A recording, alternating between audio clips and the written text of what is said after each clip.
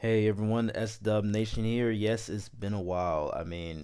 I think a bunch of videos have been coming out, and I've been saying, yeah, it's been a while because it has been a while. I've had midterms, and I got sick, and then I had a performance. There's a whole lot of things going on in my personal life. But before Creature Commandos comes out, we're at least a week away from the new DCU. So today, I thought it was time for me to stop and rank my most anticipated DCU projects. All of the projects that are announced rank from the least anticipated to the most anticipated. Yes, this video is at least almost 2 years late, but we're going to do it anyway because I'm super excited for this new DCU. I just needed to have some more information. Now that I have more information about it, without further ado, let's get right into our ranking. Please don't forget to check out that Twitter and those TikTok links. Those are in the description, and as well as the DC playlist. That link is in the description as well. And let's get started. So there are 11 projects. So kicking off our list at number 11 has got to go to Paradise Lost. So yeah, like a Wonder Woman film isn't good enough, but let's make a TV show about it. Let's make a TV show about the world of Wonder Woman, guys. Let's make a TV show about Themyscira that doesn't have Wonder Woman in it. It's described as a Game of Thrones-esque HBO show, and for someone who has never seen Game of Thrones, it does not have my interest at all.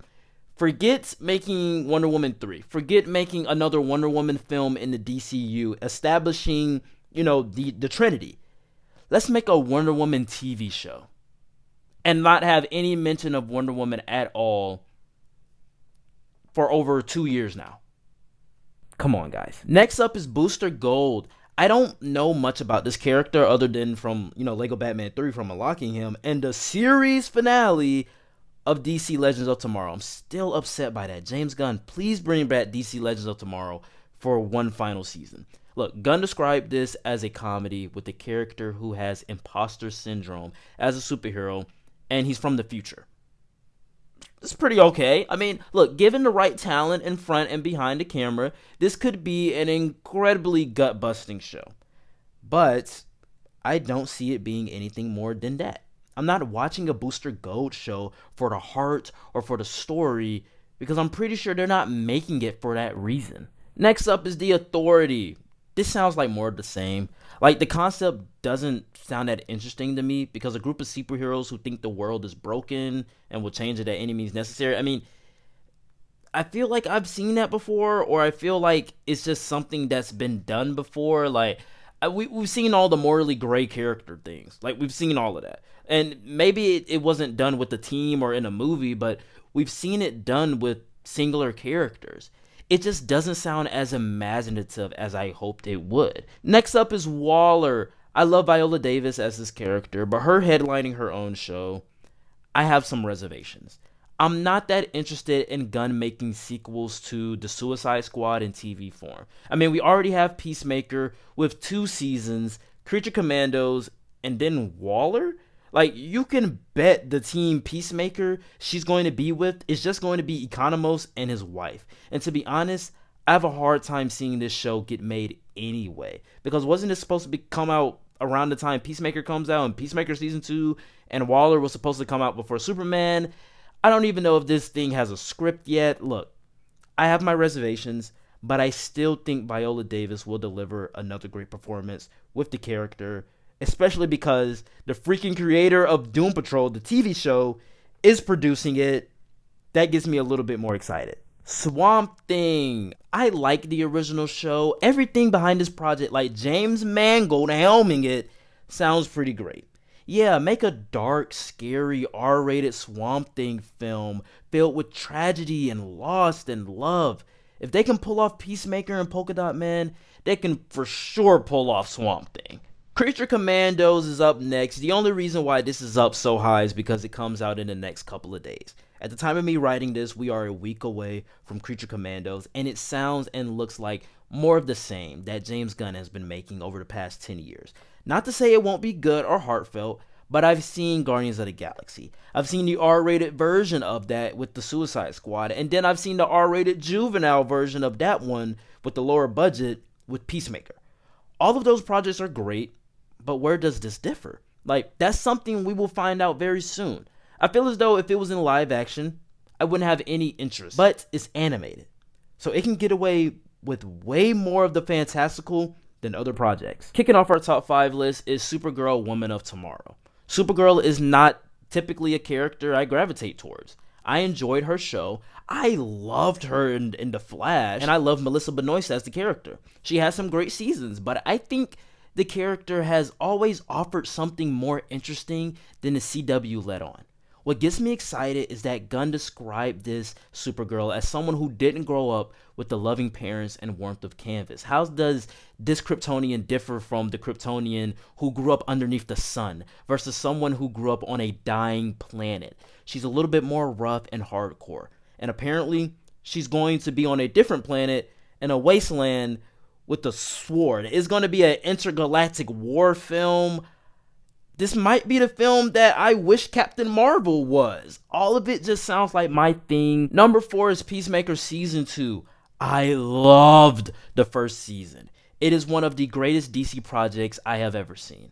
It's so funny, it's so heartfelt, and I hated the marketing. With this one, it's one of the few things carrying over from the DCEU to the new DCU, and I love the way James Gunn is handling it. If they mention something from the DCEU, that means that it's canon. If they don't, that means it never happened.